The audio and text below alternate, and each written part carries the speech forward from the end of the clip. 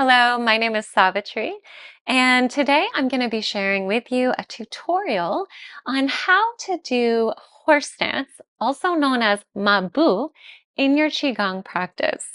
Now, before we begin, I'll share that many of my Qigong students have shared with me that this foot position, the movements that flow from it, can feel really awkward, uncomfortable, challenging, and for some, it doesn't work for their bodies much at all. So today, I'd like to share with you some of the tips and techniques that can help you do horse stance more comfortably, more supportively for your body, and in a way that is also supporting your alignment. Then we're going to get into a few modifications of horse stance so that it can accommodate you in your unique situation.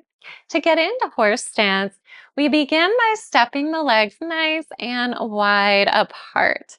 Now, the feet tend to be angled slightly outward, though you can adjust for your comfort. And what you may have seen in a Qigong class or on an online video is something that looks like this. So a deep sinking into the knees. And you may be saying, no, that's not happening for my body today. Or I think I'm doing that, but I'm not sure because it feels strange. So let's take a moment to look at some of the common technique or alignment issues that I often see that's contributing to the challenges many students face. So we're going to come out of the horse stance so I can turn around to face you. And I'm going to get back into my horse stance. Again, don't worry about how deeply I seem to go here. Now, one thing that I often see is this. And many students don't even realize they're sticking their chest forward and their tailbone hips are way back here. Now, as you can imagine, this might not be a very comfortable position to hold, and it also means your center of gravity is way forward. So imagine going from this position and tucking your tailbone slightly under and letting it sink to the earth. Do you see how the spine naturally rises up in a straight line and the crown can reach towards the sky?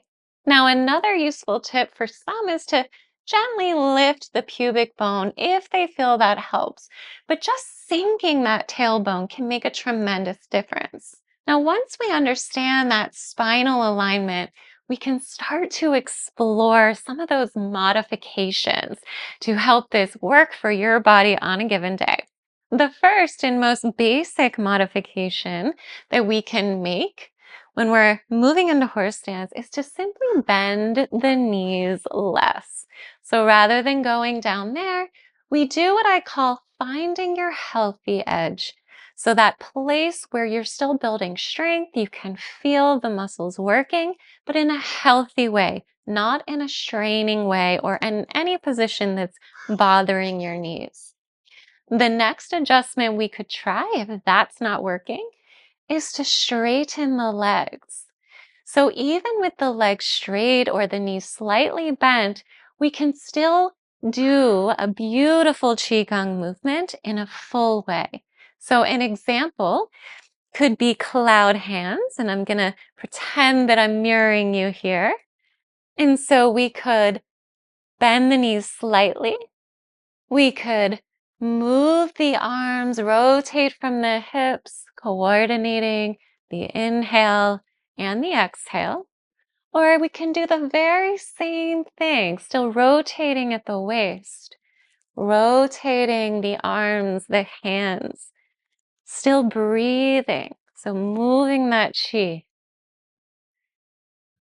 Now that brings us to the last modification that we can make, at least in a standing posture.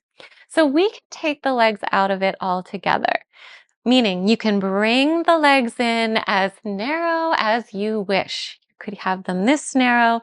You could even sit in a chair and just bring your legs wide, or again, bring them closer together.